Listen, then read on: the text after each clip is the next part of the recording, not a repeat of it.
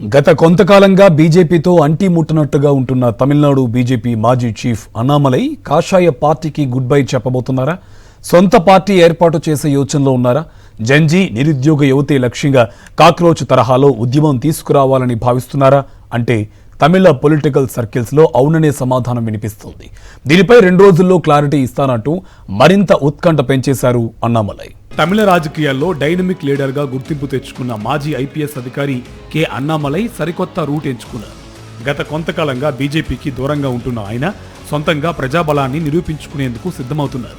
తమిళనాడు వ్యాప్తంగా యువతను ఒకేలాంటి ఆలోచన కలిగిన వ్యక్తులను ఏకం చేస్తూ మక్కల్ శక్తి ఇయక్కం అంటే ప్రజాశక్తి ఉద్యమం పేరుతో సరికొత్త సోషల్ మూవ్మెంట్ కు అన్నామలై శ్రీకారం చుట్టబోతున్నట్టు జోరుగా ప్రచారం జరుగుతుంది. నిర్భయమైన మనస్సుకు పరిమితులు ఉండవు అనే నినాదంతో అన్నామలై ఫోటోతో కూడిన పోస్టర్లు కోయంబత్తూర్ అంతటా వెలిశాయి. అన్నామలై అభిమానుల సంక్షేమ సంస్థ అయిన అన్నామలై అన్బు కూట్టం ఈ పోస్టర్లు ఏర్పాటు చేసింది. పోస్టర్లతోనే ఆగకుండా కొత్త సభ్యులు, కార్యవర్గ సభ్యులను కూడా చేర్చుకుంటున్నారు అతని మద్దతుదారులు.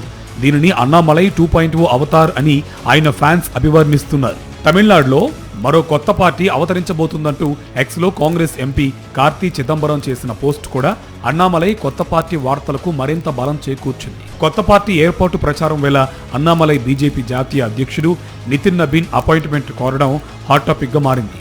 మంగళ, బుధవారాల్లో ఈ భేటీ ఉంటుందని తెలుస్తుంది. ఆల్ ఆఫ్ సడన్ గా బీజేపీ చీఫ్ ను అన్నామలై ఎందుకు కలుస్తున్నారు? రాజీనామా సమర్పించడం కోసమే నితిన్ నబీన్ అపాయింట్మెంట్ కోరారా అన్న సందేహాలు వ్యక్తమవుతున్నాయి. జూన్ 4న అన్నామలై పుట్టినరోజు. ఆ రోజే కొత్త పార్టీ లేదా ఉద్యమంపై ప్రకటన ఉంటుందని తెలిసింది. 2020లో ఐపీఎస్ ఉద్యోగానికి రాజీనామా చేసి రాజకీయాల్లోకి ప్రవేశించిన అన్నామలై చాలా తక్కువ కాలంలోనే తమిళనాడు బీజేపీలో కీలక నేతగా ఎదిగారు. ఒకప్పుడు తమిళ బీజేపీకి పోస్టర్ బాయ్ గా ఉన్న ఆయన అసెంబ్లీ ఎన్నికల ముందు నుంచి పార్టీకి దూరం పాటిస్తున్నారు. కీలకమైన పార్టీ రాష్ట్ర కార్యవర్గ సమావేశాలకు హాజరు కావడం లేదు, పార్టీ కార్యక్రమాల్లో పాల్గొనడం లేదు.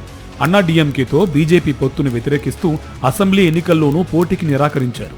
అంతేకాకుండా కేంద్రం త్రిభాషా సిద్ధాంతాన్ని కూడా అన్నామలై బహిరంగంగా వ్యతిరేకించారు.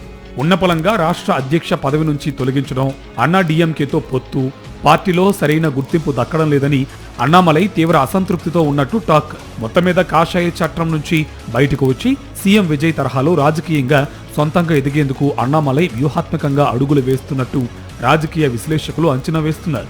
జూన్ 4న దీనిపై క్లారిటీ రానుంది.